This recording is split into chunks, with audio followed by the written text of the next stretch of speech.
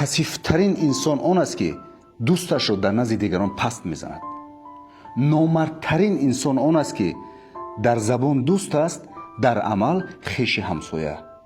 در این زمانه دوستت رو با مشکلی هایت میشناسی. در روزی وزینت میبینی که کدام دوستت در پهلویت و کدام دوستت بخور شده است. به دوستان مرد و نامردتان فرستید.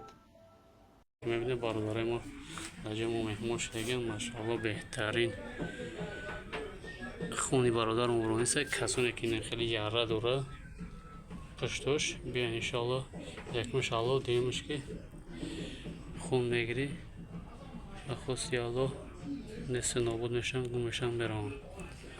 این برادر دیم باره گفتیم الحمدلله خیلی خوبتر شد اومده بود. یعنی همون سرخ بیزه بودن که strašný bad بود. این دیم باره گفتیم انشالله که سود میشه.